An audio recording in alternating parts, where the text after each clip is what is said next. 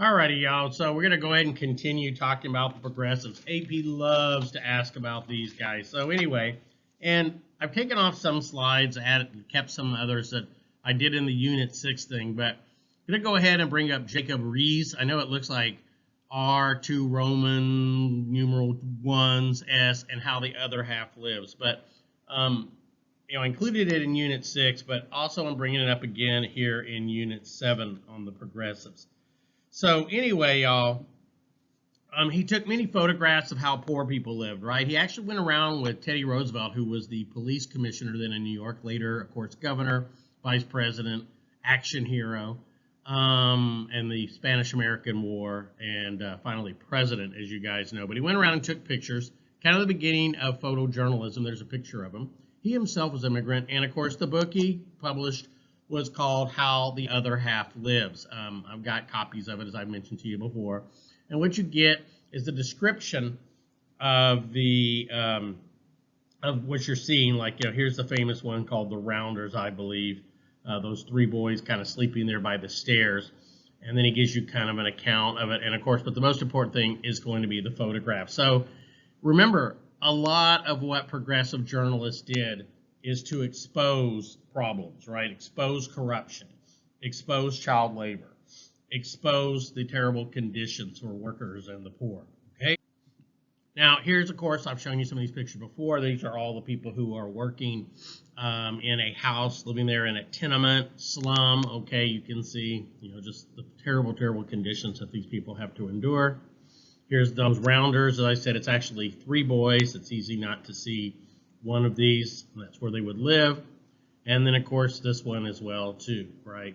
Looks like he's a printer, maybe. It looks like he's taking a print from up here. I'm not exactly sure. Okay. And that's it. Now, we've got some other famous progressives you guys need to know. You need to know these names. And some of this stuff I stole off of, borrowed from good old Adam Norris here, but added some of my own things. Robert La Follette is how I always pronounce it. And yeah, Adam makes a big deal about, hey, it looks like Joe Pesci. See, there you go, Joe Pesci, which you guys may or may not know. He's in a lot of gangster movies. Not gangsta, but gangster, as in, the mafia. He was the governor of Wisconsin. Would not make it to the presidency, but this is so, so important. You'll hear me mention it again in these lectures. But he is the guy, and his state is the one that created what's known as the direct primary, which is what we have today. You guys will be hearing that pretty soon Texas will be having its primary, which is supposed to select the Democrat and the Republican candidate. Instead of letting a group of, powerful men get together and pick the candidate for us, you and me, the people, get to have kind of two elections, a primary to pick the candidates and then the general election to actually pick the president. Although this year it seems to be that the Democrats have decided to go with Biden and Republicans have decided to go with Trump early, and there's not going to be much use to the primaries. The initiative is using your initiative. You know how teachers will say, hey, you need to show initiative. You need to do stuff yourself. Initiative is a useful idea, especially when you have a Congress or a legislature that doesn't want to do something. It's a way for the people to get enough names on a signature to get the government to consider a new law. Maybe you and I think, hey, there needs to be a law about this, but the government just won't respond. Enough people sign a petition, you can get this on the ballot, which is called a referendum. A referendum where you refer the bill to the people and have the people vote. So instead of you and me electing people to indirectly represent us, you and I would get to decide these kind of things. And a lot of states have these referendums. Also recall. You guys know if you get a car recalled or something else, that means you need to bring it in because it's got problems. Well, a recall for a politician is you elect somebody who isn't doing his or her job, and you don't want to wait the 2, 4, 6, whatever, 8, who do we appreciate, years to get rid of them. You can get enough people to sign a petition that you can have a recall election and you can actually remove him or her. We don't have that in Texas, unfortunately, but several states do. And as it says, these are state reforms, not national ones. Florence Kelley, who also was very big in the settlement house movement. This is a lady who pressed hard for women to have more rights, okay, including, of course, the right to vote, which is one of the great accomplishments of the progressive movement, more rights for children. And one of the things that you'll hear me mention several times and you definitely need to know is progressives made a lot of positive steps and improved a lot of things for Americans, but they kind of were colorblind in the sense that they didn't do a whole lot for African Americans, and I'll talk more about African Americans. And in fact, sometimes they even appealed to racism to try to get themselves to be able to get things done. For example, when they wanted women to be able to vote, they often said it this way: if we can get women, white women, to vote, this will be able to compensate for all those black men who are voting.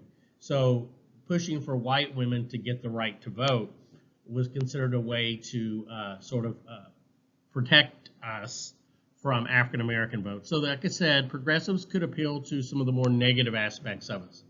National Consumer League, which advocated for the rights of consumers, right? We're much more of a consumer society by this point, and a lot of businesses aren't treating us right. They're definitely abusing us, and you're going to see during the progressive era laws about protecting meat, protecting food, protecting drugs, and things like that. And one of the things that this group did is to boycott. You guys remember that means not to buy stuff. So it would be like if you and I don't want to buy stuff, say, from China because they are using this slave labor in some of their products. Uyghurs, who are Muslims in China, are being used essentially as slave labor. In fact, I saw a story this morning that Volkswagen is in trouble because one of their racetracks in China that they use are testing tracks for their VWs apparently was built by Uyghur slave labor. So in a way, if you're buying a Volkswagen that might have been tested there or it's design tested, you are supporting that kind of labor. And there's been some movies made in areas in China with this. So how do you do something? Well, you don't go to that. You make a point of convincing other people not to go to those movies or buy those products. So if you don't want to buy products made by children, convince others. And if enough people don't buy those goods, maybe they'll stop making stuff made by kids and that, okay? Now, I've mentioned Jane Addams before. Notice her name is spelled with 2 D's, and her home of Hull House.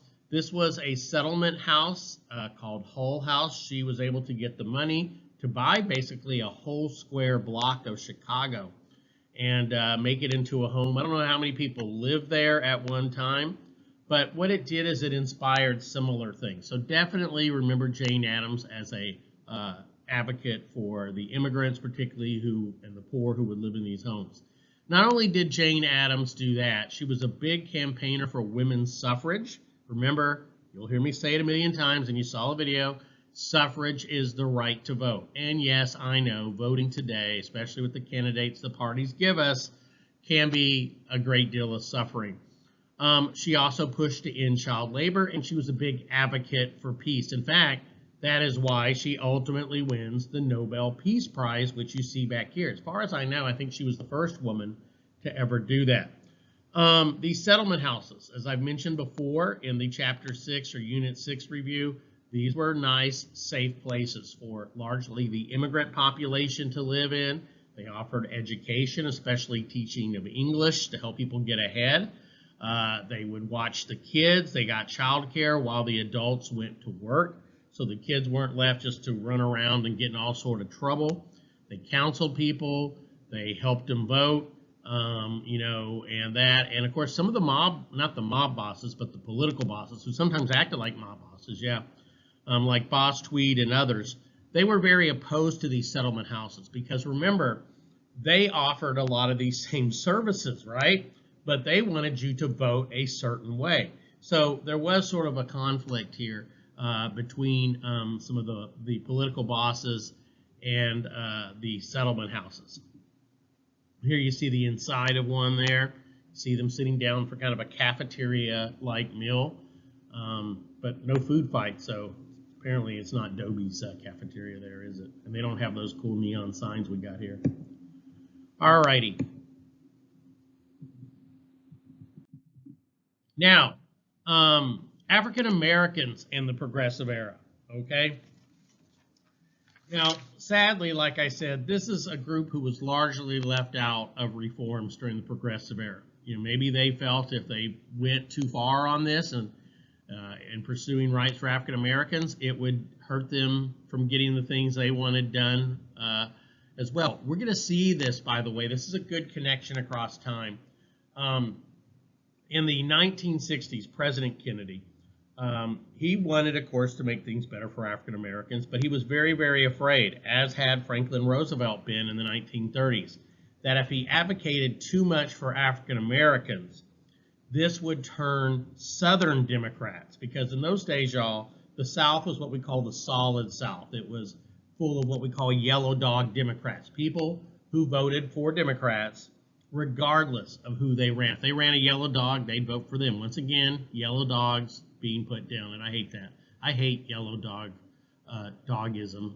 That's just awful. But anyway, so President Kennedy, President Roosevelt, both were worried if they went too far for African Americans, they would lose a lot of their support in the South.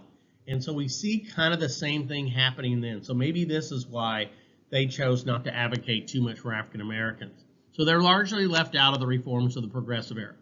Now, there's several names you need to know.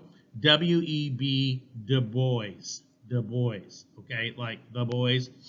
Now, it should be pronounced Dubois, as of the forest in French, but he always pronounced it Du Bois. He was a Harvard graduate, Harvard PhD, if I'm not mistaken.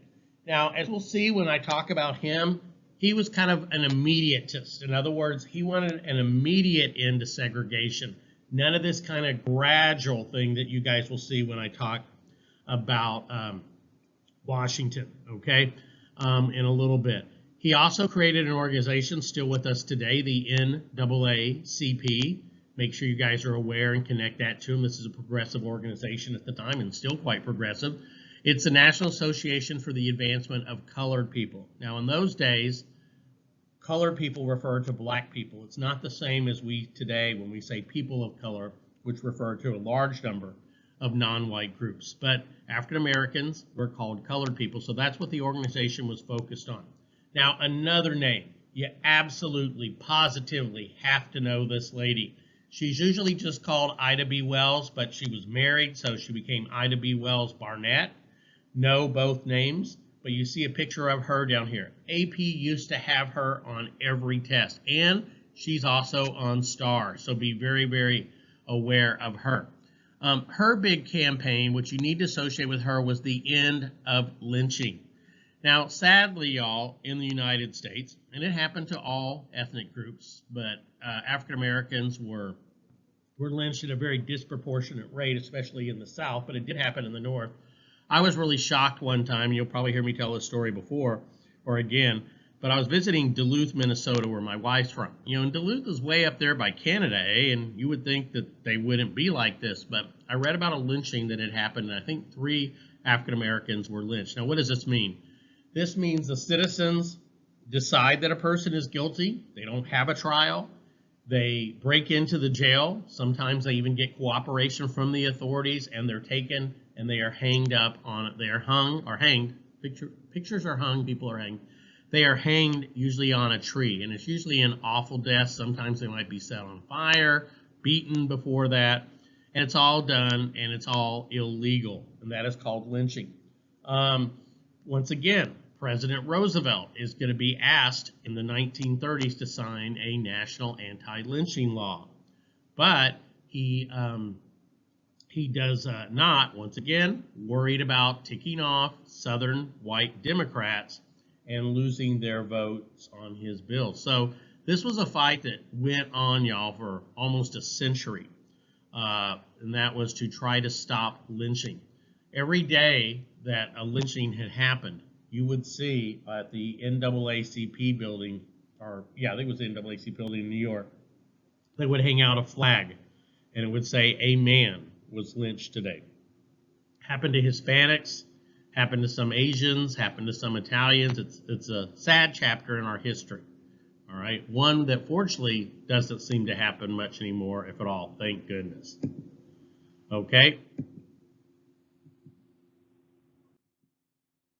Now, Another thing to associate W.E.B. Du Bois here with is the Niagara movement. Now, when you guys think of Niagara, you think of the falls up there in Canada and, of course, across over in New York. Mr. D has not been to those since I was a little kid. I need to get back up there, and you guys definitely need to see it. Put that on the bucket list to go there. But Canada generally has been ahead of the United States on racial issues. Most people would agree to that. And so they chose to meet up there. And it is this Niagara movement that was working to improve conditions for African Americans in Canada and the United States. It kind of morphed into what today we call the National Association for the Advancement of Colored People, or the NAACP. And of course, what this does is it challenges racial laws throughout the 20th century and into the 21st century. Its most famous victory will happen in the 1950s when a lawyer who ends up on the Supreme Court, Thurgood Marshall, gets the Supreme Court to declare segregation in education to be inherently unequal. And it begins the process of desegregating our schools. As you guys probably know, for a long time in the South especially, but in some parts of the country, other parts, we would have separate schools for blacks or whites. Sometimes that was done by law, which we call de jure segregation, where it said this is white schools, black schools, whatever, or sometimes it was done just because of neighborhood. It's a black neighborhood, you put a school there, it's going to have mainly black kids. It's a white neighborhood, you put a school there, it's going to mainly have white kids in it, and that's called de facto segregation. It's just a fact, okay?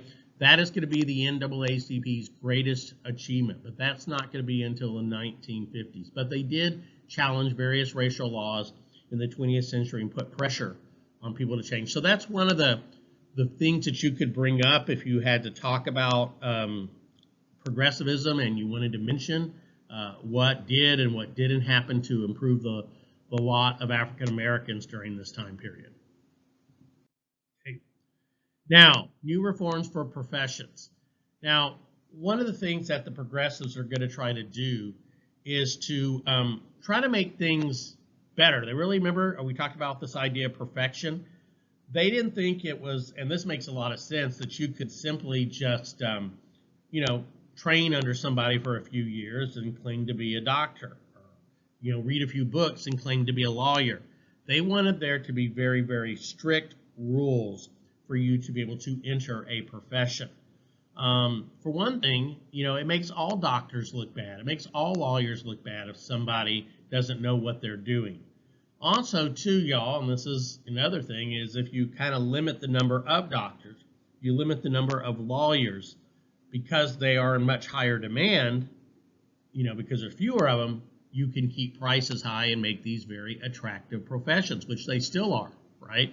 It's still usually very beneficial if you're a doctor or a lawyer. You make some good money, which, of course, Mr. D chose not to pursue, because I'm not in this for the money. Hey, today's paycheck day. Yeah, awesome. Okay. Anyway, the National Farm Bureau Federation, okay, is another one. And I don't know much about that, but of course, maybe they tried to make things better for farmers. But I can talk about, of course, women in this case. Now, women had been denied the right to participate in most professions. There were what we call feminized professions. That means jobs that were almost only for women and not for men. And then there were a lot of jobs that were only for men. I mean, a woman was like a unicorn showing up for some of these jobs because she was really not allowed to do it. In fact, I can even remember into the 1970s, when you look at a newspaper, ask your parents what those are. A newspaper, you would see men wanted, women wanted, and there were jobs that only men should apply for, and there were jobs only women should apply for. So since women could not get into most professions, they tended to try to channel the middle class ones into jobs like working in the settlement houses. You start seeing women becoming what we call social workers, still a profession that is dominated by women to this day. Teaching, especially in elementary. I remember I had a 5th grade teacher for half the day, and that's the only male I ever remember seeing until I got to 6th grade. And even today, like I said, elementary schools tend to be dominated more by women teachers, but pretty much all your teachers were women. Now, professors, those were male, right? Nursing, still, of course, a profession that women dominate.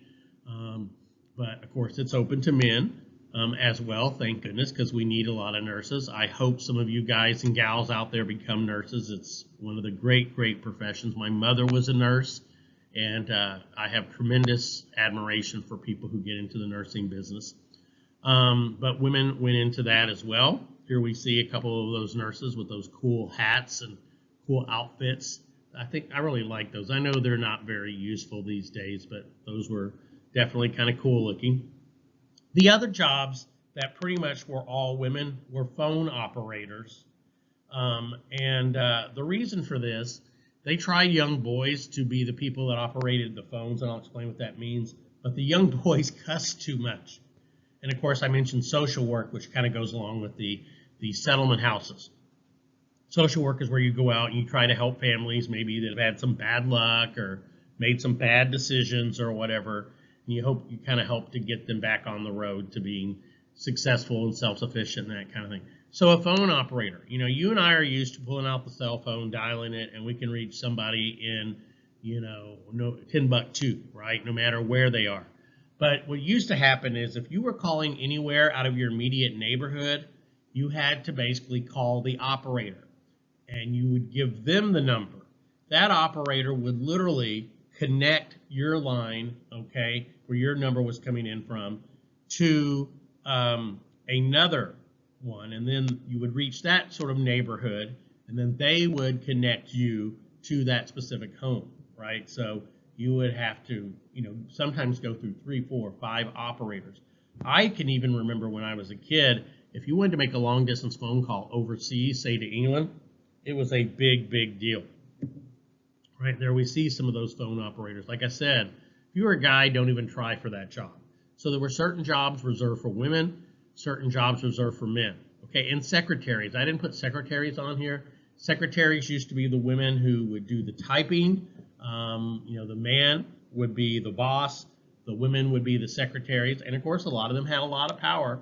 I look at our own school, and our own school secretaries have a lot of power. Because they often decide who sees and doesn't see the principal. And of course, secretaries were kind of like the gatekeeper in some ways. So a lot of women, a very bright woman, could make a lot of this job, but still they were not paid very well. The operators, the phone operators, I should say, the secretaries, and of course teachers, right? But remember, we're not in it for the money, right? Okay, next here. Boy, it's taken forever. Now, this is going to be the last slide on this part here. And I decided to make a chart for you guys with this. And so kind of bear with me as we go through it, because one of the favorite things I used to love to do is to ask you guys to compare Booker T. Washington and W.E.B. Du Bois, their methods, their goals, all that kind of stuff. So let's go through these. And I'll tell you kind of what to put and where to put it and that kind of thing. First of all, you got Booker T. Washington. Now, Booker T. Washington himself had been a slave. He was from the South. And I think that's important in understanding the way he saw things. I have tremendous admiration for this man and what he was able to accomplish. Anyway, he founded an institute called Tuskegee. Today, of course, it's Tuskegee. It became Tuskegee College, Tuskegee University, and it's in Alabama. It's famous for the airmen who went and trained and learned to fly there, who would fly in World War II, the African-American men who are collectively called the Tuskegee Airmen. But really what it did was it was trained to teach African-Americans practical skills. Now, what do we mean by that? Well, a lot of African-Americans, they weren't slaves anymore, thank goodness, but they were still working in farms, and oftentimes they were what we call sharecroppers, and it was an endless cycle, y'all. It just was depressing. You had your land. Well, it wasn't really your land. You were essentially borrowing the land from somebody else because you couldn't afford it, or in some cases you weren't allowed to buy land. So what you would do is you would do your labor on that land. and you paid a certain percentage in crops to somebody who owned the land. And oftentimes you got ripped off because, well, I got to get some more crop from you for the seed and for the tool use and all of that. He wanted people to get escape from that. And the way was to get a practical job, a vocational job, we would call it today. Learn to be a plumber, learn to be a carpenter. You know, I hate to say it, but a lot of people look down on those jobs today, and that is awful. I have so much respect for people who have those kind of skills, and they are paid very, very well. A lot of them make more than a lot of other professions. And he said, basically, whatever you do, be the best at it. He believed African Americans, because of discrimination for all these years, had to prove themselves to whites who had this idea that they couldn't be as successful. So he's like, you don't maybe have to work and be just as successful. You maybe have to be more successful and work harder to abolish those stereotypes. So whatever job you have, he kind of said, wherever you put your bucket, you do your best, okay? Now, he did, and this is where he gets a lot of grief from a lot of modern people, and even some people at the time who called him an accommodationist because he accommodated whites and their rules. To me, he was kind of a realist for the time. He was more of a step-by-step person. He kind of went with what was possible, not with what the ideal was. It's like, what can I get done in my lifetime? One of the things is he said, you know, segregation, a lot of people may not like that, but it's the way things are. And it's not what he wants, but he said it could happen. And the famous comparison he made is the races could be as separated as the fingers on a hand, right? In other words, yeah, we have separate fingers, but we're all part of the same hand. We're all part of the same society. So he did believe that segregation could work. And like I said, he gets a lot of grief for this and saying that segregation was kind of a reality and it might have to continue. As I said, he thought African Americans needed to get jobs, hopefully non-farming jobs, but hey, whatever you do, do well. And that's what his institute was all about. They had to build. In fact, they built their own schools, y'all. One of their first jobs was, let's learn how to build stuff. And they built their school before they could even have it, or a lot of the buildings anyway. So you get a job, you get a practical or vocational education, and you make your way up and you earn the respect of people. Now, ultimately, so, you know, what's his view on education? Well, vocational education, right? Being really good at it. The role of the government, it's not really necessarily the role of the government to go ahead and try to change things.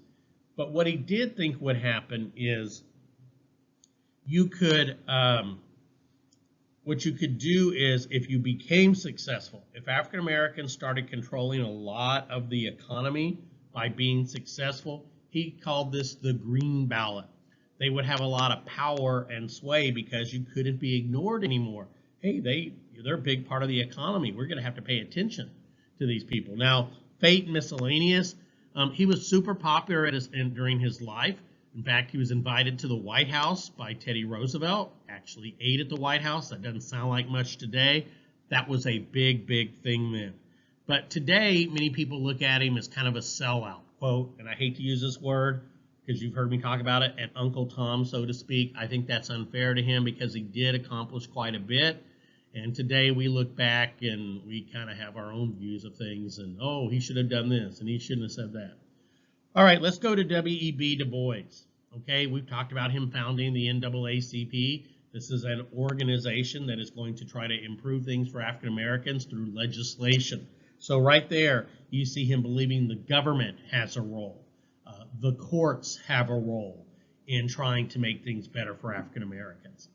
He was an immediatist. You know, before when we talked about the abolitionists, there were people who wanted slavery ended yesterday. Now, you know, today's too late. End it yesterday. They were called immediatists. There were those that believed in the gradual abolition of slavery. They were called gradualists. W.B. Du Bois, in this case about segregation anyway, he was an immediatist, right? African Americans, he thought, shouldn't go for practical vocational jobs and education.